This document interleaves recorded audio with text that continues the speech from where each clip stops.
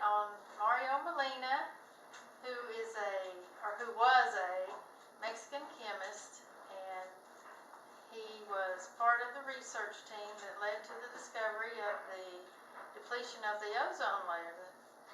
Now I would like to introduce to you Mr. Mario Molina. Say hello. Okay. Mr. Molina has aged quite a bit since the discovery of the ozone hole. But anyway, he was good enough to join me today, and I would like to show you a model of the ozone hole that he discovered. Now, if you look close, you can see where Antarctica is here, and that's where the ozone depletion in the stratosphere was found. Thank you, Mr. Molina.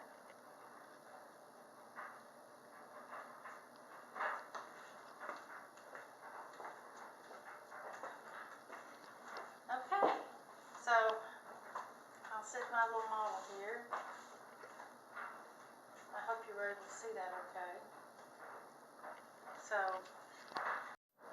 So I'd also like to add, Mr. Molina, he was also discovered the CFCs, the chlorofluorocarbon gases that were depleting the Earth's stratospheric ozone layer.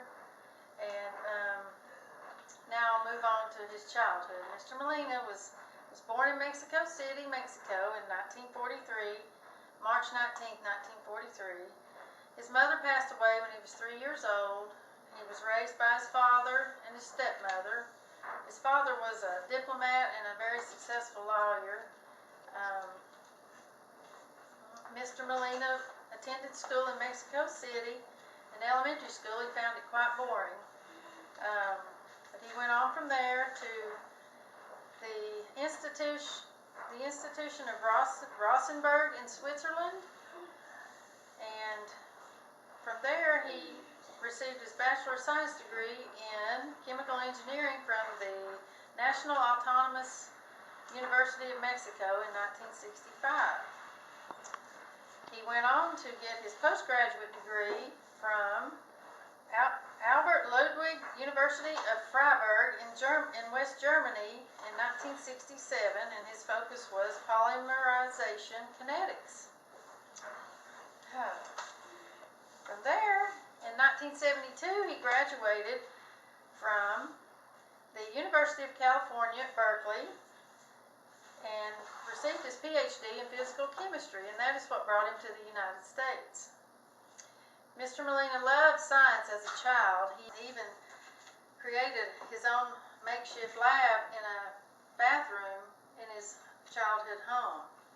He had his Aunt Esther, who was a chemist at the time, and she really enjoyed helping him and encouraged him with doing projects in his bathroom. So once he grew up, he began his working career as an assistant professor at the UNAM in Mexico and set up the first graduate program in chemical engineering. In 1974, Mr. Molina at UC Irvine, he, along with his colleague Sherwood Rowland, began tracking and researching CFC gases in the environment to see where they might be going, trying to track them, and where they might end up. So his interest in industrial chemicals led to the publication in Nature magazine his ozone depletion theory that he came up with. And from there, Mario went on to work at NASA's Jet Propulsion Lab in Pasadena and continued investigating the depletion of the ozone layer. His ideas weren't taken very seriously until finally Susan Solomon, who was inspired by Molina, led an expedition to Antarctica, and she and her team were able to prove that the chlorofluorocarbon gases were absolutely causing the ozone depletion in Antarctica. The CFC HFCs, aerosols, and coolants were banned, which was a great accomplishment for all of us. Okay. Personal life, he was married to Louisa Tan. They got married in 1973 and had a son named Felipe in 1977 who went on to become a physician. Sadly, Molina and his wife divorced in 2005, but in 2006 he remarried Guadalupe Alvarez. In 2004, Molina created the Center for Strategic Studies in Energy and Environment in Mexico City. He spent the majority of his time working on air quality and global change issues. They were very important to him, and he drastically improved air quality in Mexico City. Molina was also a professor at MIT. Now, as far as his accomplishments and achievements, Molina discovered, like I said, the chlorofluorocarbons that led to the depletion of the stratospheric ozone layer. He also received the Nobel Prize in Chemistry in 1995. His contribution to the Montreal Protocol led to phase out of the chlorofluorocarbon gases, and he served on President's Council of Advisors on Science and Technology under President Clinton and President Obama. He received the Presidential Medal of Freedom from President Obama in 2016.